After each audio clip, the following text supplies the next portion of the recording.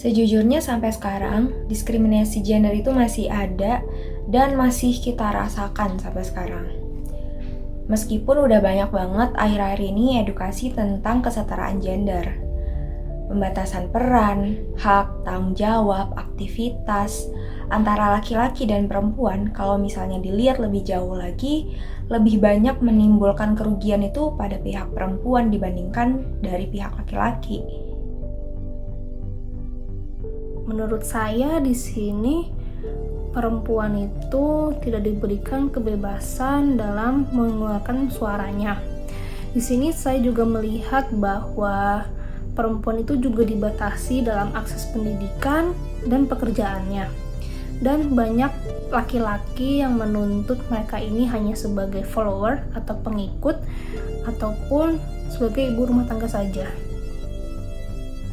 Kesetaraan gender dapat memperkuat negara dalam berkembang. Hal ini karena dapat mengurangi kemiskinan dan membantu pemerintah dalam memerintah secara efektif. Dengan mempromosikan kesetaraan gender ini merupakan bagian utama dari strategi pembangunan yang dapat memperdayakan masyarakat dari kemiskinan dan meningkatkan taraf hidup mereka. Percaya nggak kalau ternyata dalam 12 tahun terakhir, angka kasus kekerasan terhadap perempuan di Indonesia itu meningkat sebanyak 800%. Dan ternyata banyak banget korban yang memilih untuk diam dengan berbagai macam alasan. Yang pertama, ternyata mereka takut akan konsekuensi yang mereka terima dari lingkungan, dari kerabat, dari keluarga. Jadi dari orang yang paling dekat sampai orang yang paling jauh sekalipun mereka takut akan konsekuensi negatif, pikiran-pikiran negatif kayak gitu.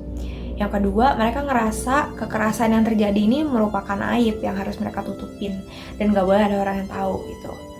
Yang ketiga, mereka pengen melaporkan, tapi ternyata mereka gak percaya sama proses hukum yang berlaku di Indonesia. Makanya mereka lebih milih untuk diam aja. Jadi semua ini berhubungan dengan akar permasalahan dari kekerasan berbasis gender seperti budaya patriarki, ketidaksetaraan gender, dan minimnya perspektif HAM. Nah, di sini juga saya melihat bahwa media massa yang seharusnya sebagai penengah atau pihak yang netral, justru saya melihat mereka itu condong ke pihak pelaku dan cenderung menyudutkan korban. Bisa banget bantu mereka yang menjadi korban dari kekerasan seksual ini dengan membantu mereka secara fisik maupun mental mereka. Yang kedua, kita dapat mengedukasi masyarakat mengenai bentuk-bentuk dari pelecehan seksual yang dimana seringkali masyarakat masih belum sadar seperti apa sih bentuk-bentuknya dan mereka tidak sadar bahwa mereka telah melakukannya. Yang ketiga, mengedukasi perempuan bagaimana cara mereka untuk membela diri mereka dan bagaimana cara mereka dapat melawan pelaku kekerasan seksual ini. Nyatanya dalam 2 tahun terakhir atau selama pandemi dari 2020 sampai 2021, Kementerian PPPA itu mencatatkan bahwa terjadi peningkatan kasus pernikahan dini di Indonesia. Yang mana kan sebenarnya pernikahan dini ini tuh pernikahan yang terjadi kepada anak-anak yang umurnya kurang dari 18 tahun dan mereka juga biasanya itu adalah pelajar gitu.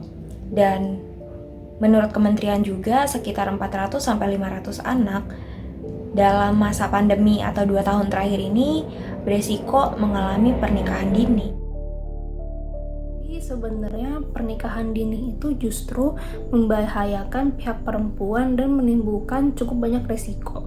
Nah, yang pertama itu secara psikologis karena mereka ini berusia muda, mereka tuh cenderung mendapatkan resiko penyakit mental. Kemudian untuk kekerasan seksual karena mereka itu minimnya pengetahuan, jadi mereka itu cenderung diberlakukan secara kasar oleh sang suami.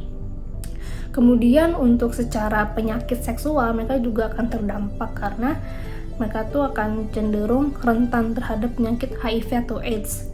Nah, kemudian untuk masalah kehamilan mereka juga memiliki kemungkinan untuk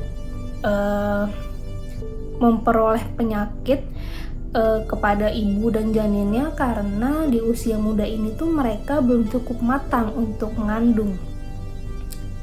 Ya, kemudian untuk kehidupan sosial mereka itu sulit untuk bersosialisasi karena mereka tuh harus merawat anak dan keluarganya. Itu juga menyita waktunya untuk memiliki pengalaman bekerja, untuk memperluas pertemanan, seperti itu. Kemudian, what should we do untuk membantu hal ini? Yang pertama, kita bisa memberikan wawasan kepada masyarakat mengenai resiko yang timbul dari pernikahan dini. Yang kedua, kita bisa membantu memberikan sosialisasi kepada kepala desa, RT maupun RW mengenai masalah yang timbul dari pernikahan dini. Yang ketiga, kita bisa memberikan pentingnya sex education sedini mungkin agar anak-anak tuh tahu resiko apa yang bisa timbul dari pernikahan dini ini.